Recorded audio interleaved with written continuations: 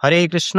সুধী ভক্তবৃন্দ, আগামী ২৭ ফেব্রুয়ারি ২০২৬ শুক্রবার ফাল্গুন মাসের শুক্লপক্ষের শ্রী শ্রী আমলকি একাদশী ব্রত। এই একাদশী ব্রত সারা পৃথিবীতে একই তারিখে পালিত হবে। আজকের এই ভিডিওতে বর্ণনা করব এই আমলকি একাদশী ব্রত মাহাত্ম্য, সারা পৃথিবীতে কখন কোথায় একাদশী ব্রত পালিত হবে, একাদশী ব্রতের পারণ মন্ত্র, সংকল্প মন্ত্র, আর একাদশী ব্রতের তারিখ তো প্রদান করবই, এটার সাথে সাথে একাদশীর যে পালনের সময়গুলো আছে সেই সময়গুলো প্রদান করব। আপনি আপনার স্থানের সময়সূচি দেখে যথাসময়ে একাদশী ব্রত করবেন এবং একাদশী ব্রত করার পর যথাসময়ে পালন করে নেবেন। কারণ একাদশী ব্রত যেমন গুরুত্বপূর্ণ, একাদশী ব্রতের পাশাপাশি পালনটিও ঠিক ততটুকু গুরুত্বপূর্ণ। তাই আমাদের যথাসময়ে পালন করতে হবে। আর একাদশী ব্রত যারা নিয়মিত পালন করছেন তাদেরকে অনেক অনেক ধন্যবাদ।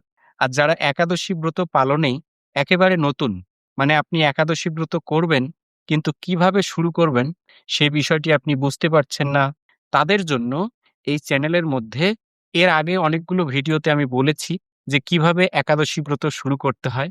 তবুও সংক্ষিপ্তভাবে বলে দিচ্ছি, একাদশীর আগের দিন নিরামিষ আহার গ্রহণ করবেন। সেই নিরামিষ যদি ভগবানকে নিবেদিত প্রসাদ হয়, খুব ভালো। তারপর রাত্রেবেলা ভালোভাবে দন্তধাবন করে ঘুমিয়ে পড়ুন এবং ভোরবেলা শয্যা ত্যাগ করে স্নান আদি করে দ্বাদশ সঙ্গে তিলক করে ভগবানকে আরতি নিবেদন করুন, তুলসী মহারানীকে আরতি নিবেদন করুন, ভাগবত শাস্ত্রাদি গ্রন্থ পাঠ করুন, ভগবানের দিব্য নাম জপ করুন। এভাবে আপনার বাড়ির কার্য সুসম্পন্ন করুন। যদি আপনার হাতে কাজ না থাকে তাহলে ভগবানের দিব্য নাম গুণকীর্তনে পুরো দিনটি অতিবাহিত করুন।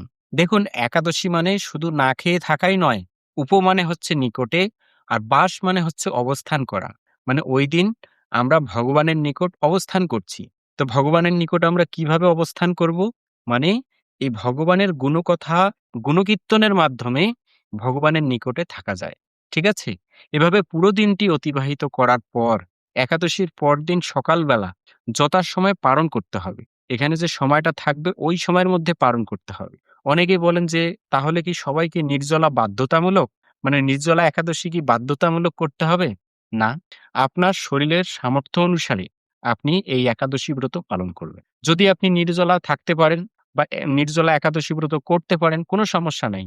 তবে যদি আপনি সেই নির্জলা একাদশী ব্রত করে অসুস্থ হয়ে পড়েন, তাহলে সেরকম নির্জলা একাদশী ব্রত না করে ফল, জল, দুধ, বাদাম, অনুকল্প প্রসাদ গ্রহণ করে একাদশী ব্রত করুন।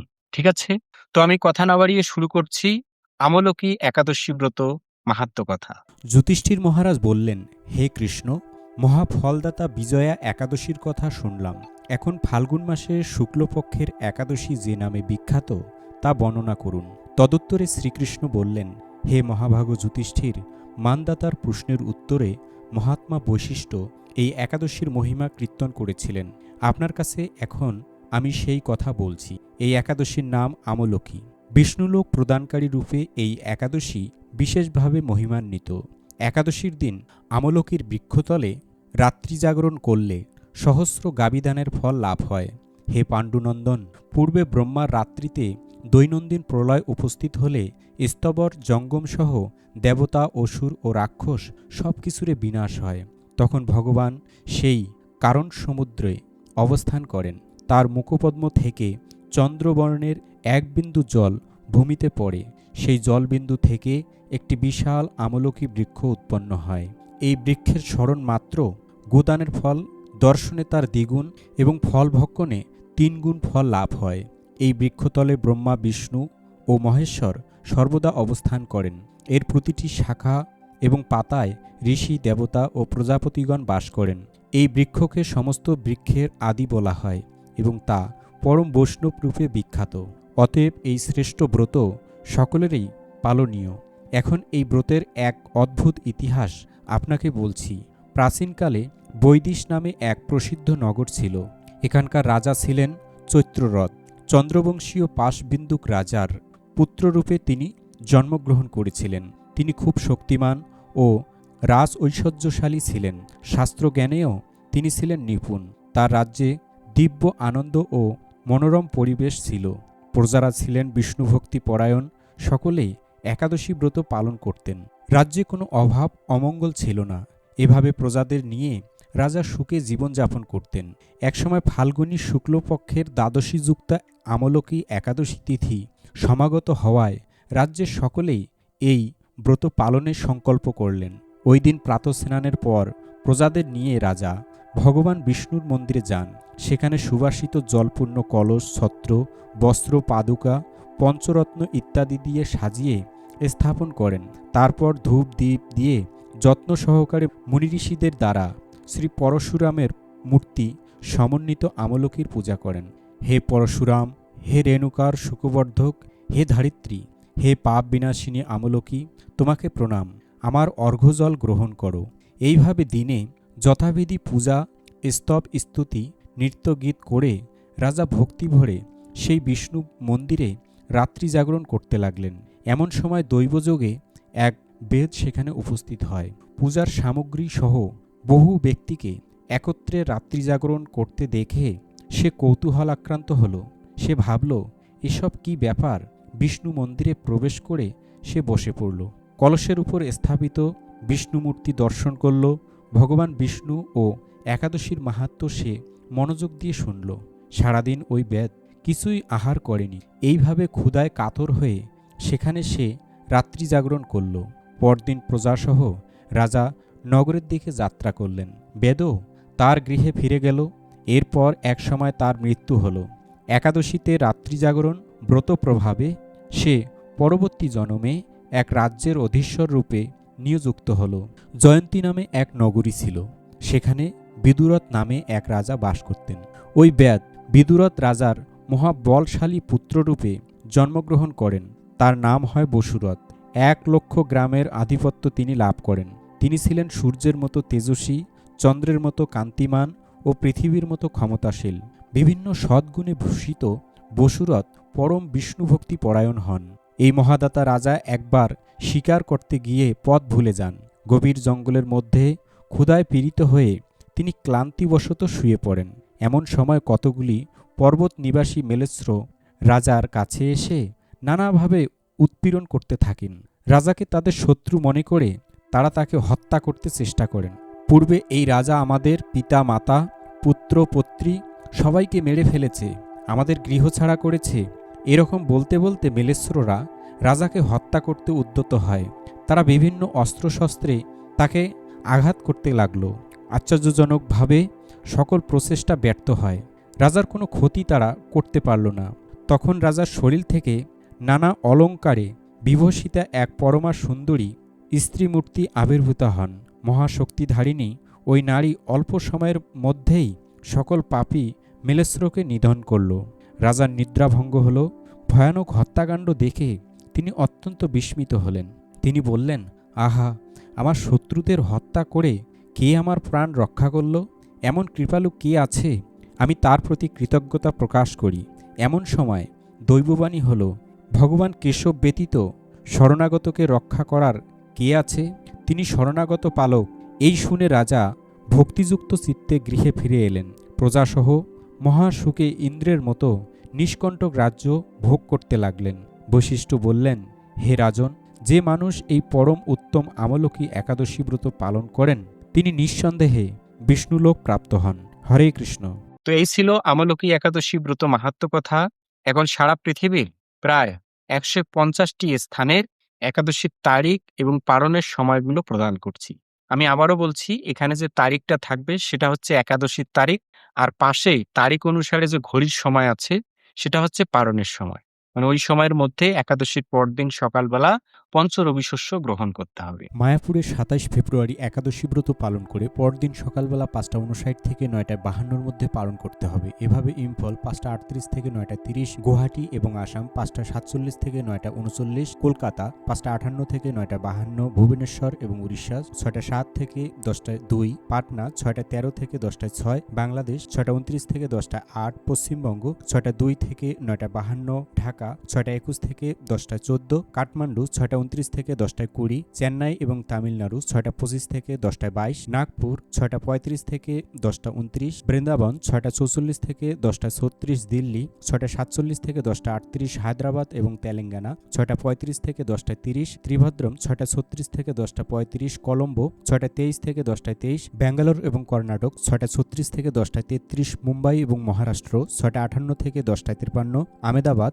7:02 থেকে 10:55, উদমপুর 6:58 থেকে 10:47, উত্তরপ্রদেশ 6:32 থেকে 10:23, পুনে 6:54 থেকে 10:59, বিহার 6:11 থেকে 10:03, ঝাড়খণ্ড 6:11 থেকে 10:04, ছত্তিশগড় 6:23 থেকে 10:17, শিলং এবং মেঘালয় 5:46 থেকে 9:39, মণিপুর 5:37 থেকে 9:30, মিজোরাম 5:40 থেকে 9:34, সিকিম 6:01 থেকে 9:53, আগরতলা এবং ত্রিপুরা 5:48 থেকে 9:41, নাগাল্যান্ড 5:36 থেকে 9:58, অরুণাচল প্রদেশ 5:41 থেকে 9:33, উত্তরাখণ্ড 6:40 থেকে 10:30, হিমাচল প্রদেশ 6:49 থেকে 10:39, পাঞ্জাব 6:56 থেকে 10:46, হরিয়ানা 6:51 থেকে 10:42, রাজস্থান 6:59 থেকে 10:51, গুজরাট 7:05 থেকে 10:59, কেরালা 6:39 থেকে 10:37, মধ্যপ্রদেশ 6:38 থেকে 10:32, বিশাখাপত্তনম এবং অন্ধ্রপ্রদেশ 6:16 থেকে 10:12, গোয়া 6:51 থেকে 10:58, জম্মু কাশ্মীর 6:58 থেকে 10:46, আন্দামান নিকোবর দ্বীপপুঞ্জ 5:35 থেকে 9:32, নেপাল 6:29 থেকে 10:20, ভুটান 6:27 থেকে 10:18, শ্রীলঙ্কা 6:23 থেকে 10:23, মালদ্বীপ 6:17 থেকে 10:18, মায়ানমার 6:26 থেকে 10:20, পাকিস্তান 6:37 থেকে 10:26, থাইল্যান্ড 6:35 থেকে 10:32, মালয়েশিয়া 7:24 থেকে 11:25, সিঙ্গাপুর 7:14 থেকে 11:16, ইন্দোনেশিয়া 5:58 থেকে 10:02, ব্রুনেই 6:37 থেকে 10:32, ভিয়েতনাম 6:18 থেকে 10:12, ফিলিপাইন 6:37 থেকে 10:10, তাইওয়ান 6:37 থেকে 10:10, জাপান 7:37 থেকে 10টা, কম্বোডিয়া 6:16 থেকে 10:14, দক্ষিণ কোরিয়া 7:37 থেকে 10:51, মঙ্গোলিয়া 7:36 থেকে 11:15, বেলজিং এবং চীন 6:49 থেকে 10:34, হংকং 6:45 থেকে 10:39, অস্ট্রেলিয়া 6:49 থেকে 11:06, নিউজিল্যান্ড 7:01 থেকে 11:22, সাইপ্রাস 6:17 থেকে 10:05, রাশিয়া 7:23 থেকে 10:56, ফিনল্যান্ড 7:22 থেকে 10:49, সুইডেন 6:48 থেকে 10:16, নরওয়ে 7:18 থেকে 10:46, ইউক্রেন 6:44 থেকে 10:21, ডেনমার্ক 7:03 থেকে 10:36, গ্রিস 6:58 থেকে 10:44, রোমানিয়া 6:54 থেকে 10:37, পোল্যান্ড 6:24 থেকে 10টা, হাঙ্গেরি 6:26 থেকে 10:06, ক্রোয়েশিয়া 6:36 থেকে 10:18, স্লোভাকিয়া 6:34 থেকে 10:14, অস্ট্রেলিয়া 6:37 থেকে 10:17, চেক রিপাবলিক 6:48 থেকে 10:26, মিশর 6:22 থেকে 10:43, নাইজেরিয়া 6:44 থেকে 10:43, লিবিয়া 6:36 থেকে 11:25, কঙ্গো 6:05 থেকে 10:09, অ্যাঙ্গোলা 6:11 থেকে 10:16, ইটালি 6:46 থেকে 10:30, জার্মানি 6:55 থেকে 10:31, মাল্টা 6:33 থেকে 10:20, ফ্রান্স 7:34 থেকে 11:13, সুইজারল্যান্ড 7:12 থেকে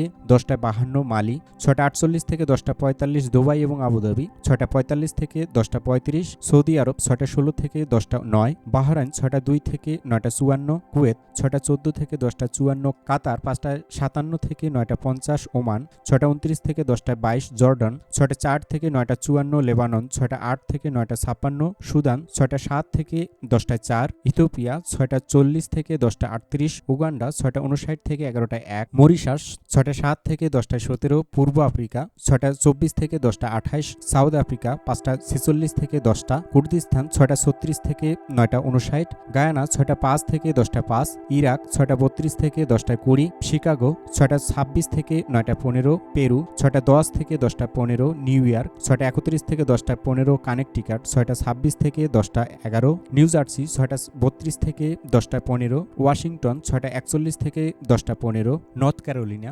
6:50 থেকে 10:15, মন্ট্রিয়াল 6:34 থেকে 10:15, অন্টারিও 7:22 থেকে 10:15, টরন্টো 6:55 থেকে 10:15, অটোয়া 6:42 থেকে 10:15, জর্জিয়া 7:02 থেকে 10:15, ফ্লোরিডা 6:56 থেকে 10:15, কলম্বিয়া 6:08 থেকে 10:08, টেনেসি 6:16 থেকে 9:15, মিশিগান 7:20 থেকে 10:15, নেদারল্যান্ড 7:29 থেকে 11:05, বেলজিয়াম 7:29 থেকে 11:06, স্পেন 7:50 থেকে 11:35, পর্তুগাল 7:10 থেকে 10:56 লন্ডন, 7:47 থেকে 10:24 আয়ারল্যান্ড, 7:14 থেকে 10:50 ডালাস এবং টেক্সাস, 6:56 থেকে 9:15 মেক্সিকো, 6:56 থেকে 9:15 ব্রাজিল, 7:11 থেকে 11:19 আর্জেন্টিনা, 6:39 থেকে 10:57 চিলি, 7:30 থেকে 11:46 ম্যানিটোবা, 7:19 থেকে 9:15 সাসকেচুয়ান, 7:54 থেকে 9:15 ব্রিটিশ কলাম্বিয়া, 7:10 থেকে 7:15 অ্যালবার্টা, 7:37 থেকে 8:15 ক্যালিফোর্নিয়া, 6:31 থেকে 7:15 সান ফ্রান্সিসকো,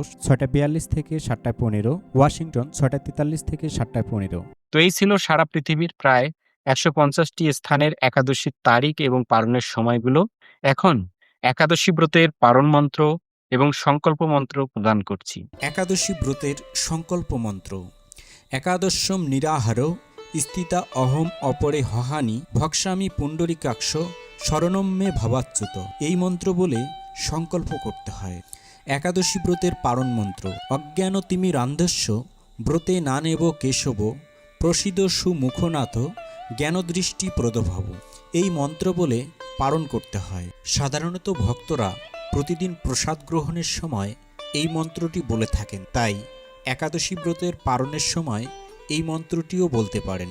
সেটি হচ্ছে মহাপ্রসাদ সেবন মন্ত্র। মহাপ্রসাদে গোবিন্দে নাম ব্রহ্মণী বৈষ্ণবে স্বল্প পূর্ণ বতাং রাজন বিশ্বাস্য নৈব জায়তে শরীর অবিদ্যা জাল জরে ইন্দ্রিয় তাহে কাল। জীবে ফেলে বিষয় সাগরে তার মধ্যে জিহ্বাবতী লোভময় সুদূরমতি তাকে জেতা কঠিন সংসারে। কৃষ্ণ বড় দয়াময় করিবারে জিহ্বা জয় সপ্রসাদ অন্ন দিলা ভাই সেই প্রসাদ অন্ন অমৃত পাও রাধা কৃষ্ণ গুণ গাও প্রেমে ডাক চৈতন্য নিতাই।